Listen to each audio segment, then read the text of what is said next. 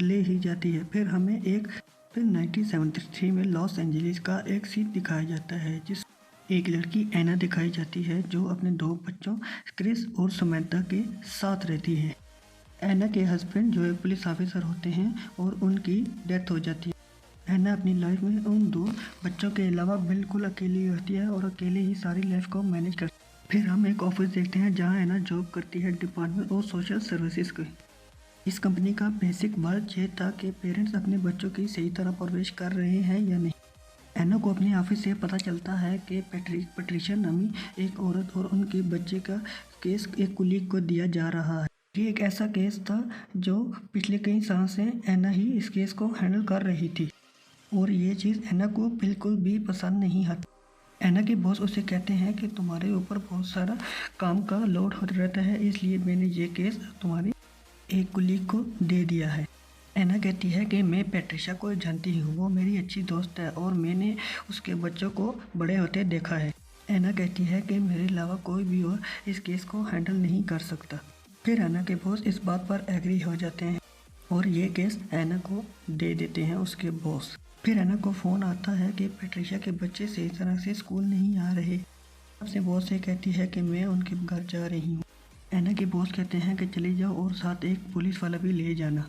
फिर एना एक पुलिस वाले के साथ उस पैट्रिशिया के घर में पहुंच ही जाती है। पैट्रिशिया डोर ओपन करती है लेकिन एना को अंदर नहीं आने देती। फिर एना उनसे पैट्रिशिया से रिक्वेस्ट करती है कि मैं अकेले ही अंदर आऊँगी। इस बात पर पैट्रिशिया उसे आने देती।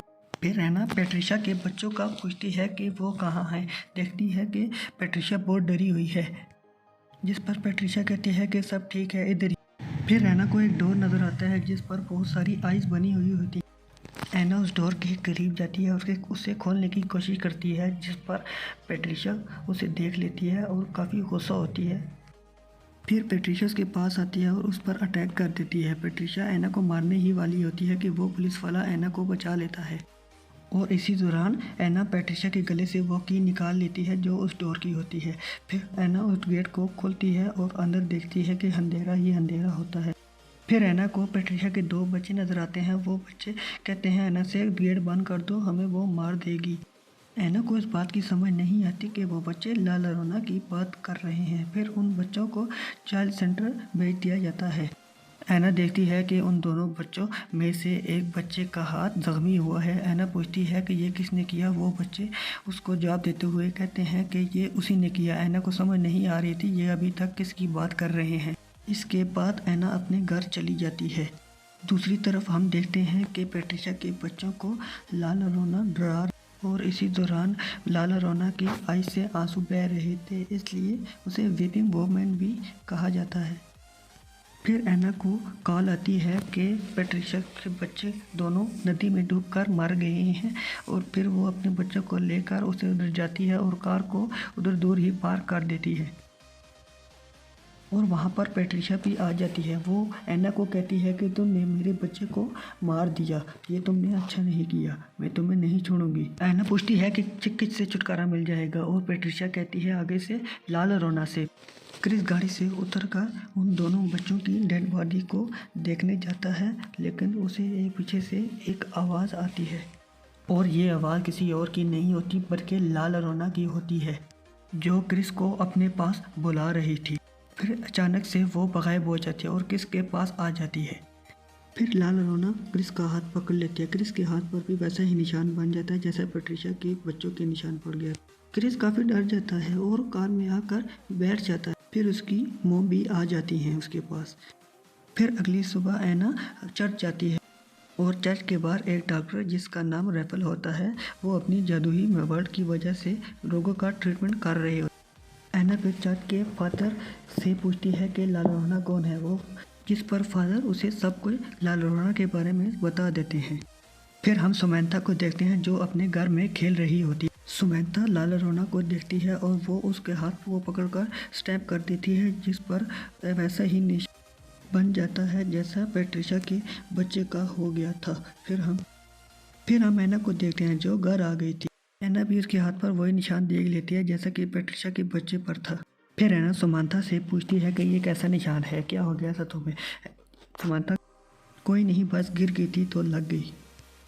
फिर एक डिटेक्टिव जिनका नाम कूपर होता है वो एना के हस्बैंड के फ्रेंड भी थे। कूपर एना को ये भी कहते हैं कि हमें शक पैट्रिशा पर है क्योंकि उसी ने ही अपने बच्चों को मारा है। लेकिन कुछ लोग गवाही देते हैं कि पैट्रिशा फुल टाइम चर्च में ही थी। फिर कूपर एना को एक फाइल देते हैं ताकि एना को पैट्रिशा के बारे में सब पता चल जाए। दूसरी तरफ हम देखते हैं रैफल को, जो लाल रोना के आंसुओं को कलेक्ट कर रहे होते हैं। रात को एना वो पैट्रिशा की फाइल देख रही होती है, तभी उसे किसी चीज़ की आवाज़ आती है और वो जाकर देखती है और उसी वक्त एना देखती है कि पैट्रिशा की फाइल के पेपर कोई फेंक रहा है नीचे। फिर एना समझ जाती है कि रूम में कोई और है। फिर एना देखती है कि समंथा के रूम में लाल रोना है। इससे पहले एना कुछ कर सकती, रूम का दरवाज़ा एकदम से बंद हो। फिर हम देखते हैं कि एना के रूम में भी लाल रोना आ जाती है और वो उसे मारने ही लगती है कि क्रिस और समंथा गेट खोल के अंदर आ जाते हैं। फिर एना उन दोनों को बेड पर सुला देती है और खुद ही रात जागती रहती है, उसे नींद नहीं आती। फिर एना पैट्रिशा से मिलने जाती है। पैट्रिशा जो अपने बच्चों की मौत का जिम्मेदार एना को ही समझ रही थी और एना बातों बातों में उस पर वही हाथ का निशान देती है जो जला हुआ होता है। पैट्रिशा उसे बताती है कि ये लाल रोना ने किया है और अब एना के बच्चों को भी रोने की आवाज़ आएगी तो उसे भी वो अपने साथ ले जाएगी लाल रोना। पैट्रिशा ये भी बताती है कि मैंने लाल रोना से कहा है कि मेरे बच्चे वापस दे दे और एना के बच्चे अपने साथ ले जाए। क्रिस को किसी की रोने की आवाज़ आती है। पहले लाल रोना उसे डराती है और फिर सीढ़ियों से नीचे धक्का दे देती है। फिर मौके पर एना वहाँ पहुँच जाती है, फिर उसे हॉस्पिटल लेके जाती है। डॉक्टर क्रिस को चेक ही कर रहा होता है कि उसके हाथ में वैसा ही निशान देखता है जैसे कि पैट्रिशा के बच्चों पर था। फिर वो डॉक्टर एना के ऑफिस में फ़ोन कर देता है। रात को कूपर और उसकी कुलीग दोनों वहां आते हैं एना के बच्चों को चेक करने के लिए कि वो अपने बच्चों पर किसी किस्म का तशद्दुद तो नहीं करती, इसलिए वो उसके घर चेकिंग करने के लिए आते हैं। दूसरी तरफ हम देखते हैं कि लाल रोना एना के बेटी समंथा को पानी में डुबोकर मार रही होती है और फिर वो एना वहां पहुंच जाती है और समंथा को बचा लेती है। इसके बाद एना बड़ी मुश्किल से क्रिस और समंथा को लेकर वहां से भाग। अगले दिन एना चर्च के फादर के पास जाती है और उन्हें बताती है कि कल रात हमारे साथ क्या हुआ। फिर चर्च के फादर डॉक्टर रफेल के पास जाने का आइडिया देते हैं और फिर एना वहां से चली भी जाती है डॉक्टर रफेल के पास। फिर एना और उसके दो बच्चे डॉक्टर रफेल के पास जाते हैं। पहले तो डॉक्टर रफेल उनकी हेल्प करने से मना कर देते हैं, फिर डॉक्टर रफेल रिक्वेस्ट करने पर मान जाते हैं और अपने साथ इक्विपमेंट्स इस्तेमाल होने वाले वो साथ लेके एना के घर जाते हैं और वो अपने मैजिकल वर्ड से अंडों के ज़रिए ये पता लगाते हैं कि इस घर में कोई शैतानी ताकत है या नहीं। फिर उन सारे अंडों को तोड़ा जाता है और बीच में से वो सारे काले होते हैं, जो इस बात का इशारा थे कि इस घर में कोई वाकई शैतानी ताकत है।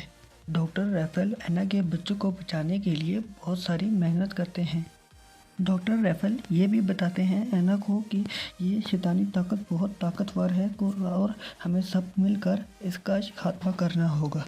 फिर वो अपने मैजिकल वर्ड से लाल रोना के आंसुओं को एक जगह पाक साफ करते हैं और उसी के खिलाफ ही इस्तेमाल करने के लिए उसे रेडी करते हैं। और फिर रात हो जाती है और वो लाल रोना के आने का मैसेज मिल जाता है।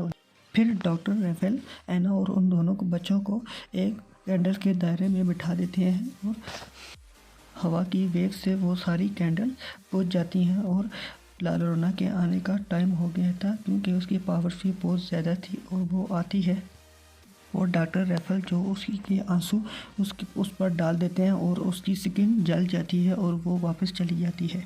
तभी डॉक्टर रैफेल एक गेट पर बीज लगा देते हैं और वो लाल रोना इन बीज को पार कर अंदर नहीं आ सकती। लाल रोना समंथा की डॉल के ज़रिए उसे बाहर लाने की कोशिश करती है और फिर एना भी वहां पहुंच आती है और समंथा को डॉल छोड़ने को कहती है, लेकिन समंथा अपनी डॉल को ले लेती है और खींचते ही वो बीचों से बनी हुई लाइन टूट जाती है। समंथा को अंदर आता देख लाल रोना उसे बाहर खींच देती है और डोर खुद ब खुद बंद हो जाता है। एना जब बाहर जाती है तो वो एक पूल में होती है जहाँ समंथा भी गिर गई थी। वो उसे बचाने के लिए पूल में जाती है और ऊपर से लाल रोना एना पर अटैक कर देती है और उसे मारने ही वाली होती है कि ऊपर से डॉक्टर आ जाते हैं और अपनी ताकत से पूल को साफ कर देते हैं और समंता और नेहा दोनों ही बाहर आ जाती हैं और दोनों ही बच जाती हैं। फिर हम ऐना के हाथ में एक लॉकेट देखते हैं जो बेसिकली लाल अरोना का होता है। फिर हम समंता को देखते हैं जो ऑटोमेटिकली बाहर जा रही थी। लाल अरोना ने उसे अपने वश में कर लिया था और इसलिए वो ऑटोमेटिकली बाहर जा रही थी। फिर वो डॉक्टर गेट को लॉक कर देते हैं। डॉक्टर ऐना को बताते हैं कि इन दोनों बच्चों पर लाल अरोना हावी हो गई है, इसलिए जब तक लाल अरोना से छुटकारा नहीं हासिल हो सकता इन दोनों को कबर्ड में बंद कर दें, जैसे पैट्रिशा ने अपने बच्चों को बंद किया था। दूसरी तरफ लाल अरोना अपने अभी भी बच्चों का वेट कर रही थी। फिर हम एक औरत को देखते हैं जो घर में एंटर होती है। वो और कोई नहीं पैट्रिशा होती है। उसे ये लगता है कि अगर क्रिस और समंथा को ला रहोना के हवाले कर दिया जाए तो वो उसको उसके बच्चे जो पैट्रिशा के थे वो उन्हें वापस कर देगी। और इसी दौरान ला रहोना भी घर में एंटर हो जाती है और ऐना को गले से पकड़कर बेसमेंट में ले जाती है और सीढ़ियों से नीचे गिरा देती है।